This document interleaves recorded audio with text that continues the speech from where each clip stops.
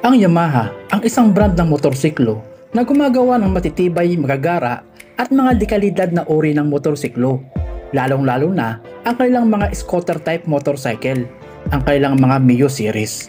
At kamakailan nga lamang, noong January 13, 2024 ay inilabas sa Jakarta, Indonesia ang kanilang bagong maxi scooter na kahalintulad ng NMAX at Aerox, ang bagong Yamaha Lexi LX155.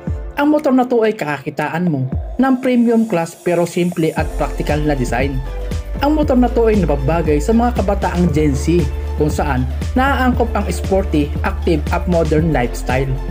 Ang maxi scooter na to ay nagkataglay ng simple premium sticker at nababagay sa daily use pero hindi nawawala ang maximum performance, features at driving comfort ng motor na to.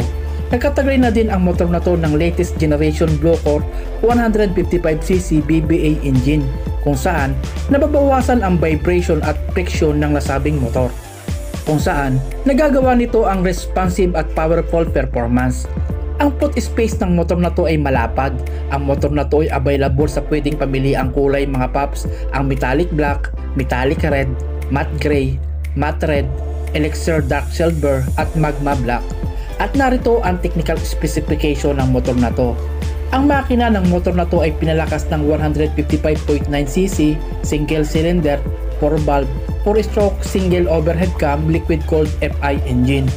Ang foreign stroke ng motor na to ay 58mm by 58.7mm at ang maximum power ng motor na to ay 15.15 horsepower at 8,000 RPM at ang maximum torque ng motor na to ay 14.2 Nm at 6,500 RPM.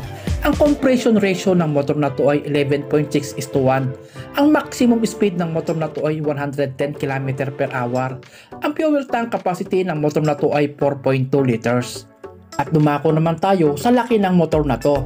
1,135mm ang taas at 1,970mm ang haba at 720mm ang lapad. Ang pagitan ng dalawang gulong ng motor na to ay 1,350mm at ang taas ng upuan ay 770mm at ang bigat ng motor na to ay 116 kg. Ang oil tank capacity ng motor na to ay 1 liters. Ang ignition ng motor na to ay TCI at ang starting option ay electric. Ang transmission ng motor na to ay automatic at ang gearbox ay variable speed. Ang suspension ng motor na to ay telescopic fork ang harapan at unit swing ang hulihan.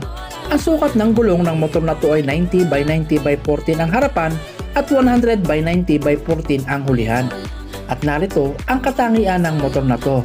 Equipped na din ang motor na to ng pa-switch, shutter lock, engine check warning at side reflectors.